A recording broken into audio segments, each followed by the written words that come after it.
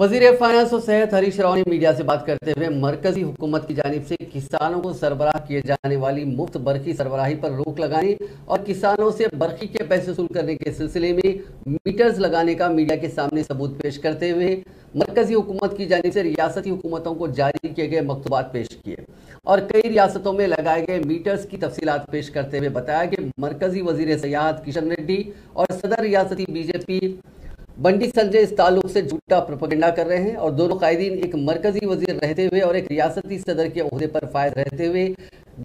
गली और निचली सतह की सियासत कर रहे हैं। उन्होंने दावा किया कि मुनुगुड़ू असेंबली हल्के की आवाम 24 घंटे बरखी सरबराही को जारी रखने, आसरा वज़ाइफ, कल्याण लक्ष्मी, शादी मुबारक, केसीआर किट, रैतु बंधु, रैतु बीमा स्कीमात को बरकरार रखने के लिए टीआरएस उम्मीदवार प्रभाकर रेड्डी को भारी अक्सरियत से कामयाब बनाएंगी। हरीश राव ने किशन रेड्डी की जानिब से टीआरएस में दीगर सियासी पार्टियों के कायदीन और अरकान असेंबली को टीआरएस में शामिल करने पर की जाने वाली तनकीदों का जवाब देते हुए बताया कि क्या बीजेपी गुजरात में, सिक्किम में, गोवा में, मणिपुर में, मध्य प्रदेश में और दीगर रियासतों की दूसरी जमातों के कायदीन और अरकान असेंबली और पार्लियामेंट को शामिल नहीं किया गया, इसकी वजाहत करें।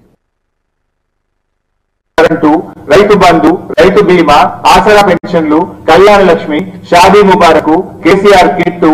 ఇలాంటి ఎన్నో పథకాలు మునుగోడు నియోజకవర్గ ప్రజలకు టీఆర్ఎస్ ప్రభుత్వంతో అందినాయి. మీరు ఏం చేసిండ్రు అంటే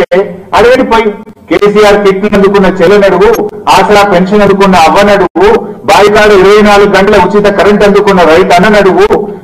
ఒకవేళ ఇంటి యజమానిని దురదృష్టవశాత్తు కోల్పోయిన ఆ రైతు కుటుంబాన్ని అడుగు, రైతు బీమా ఎట్లొచ్చిందో చెప్తారు. మీరు మీకేం తెలిసేది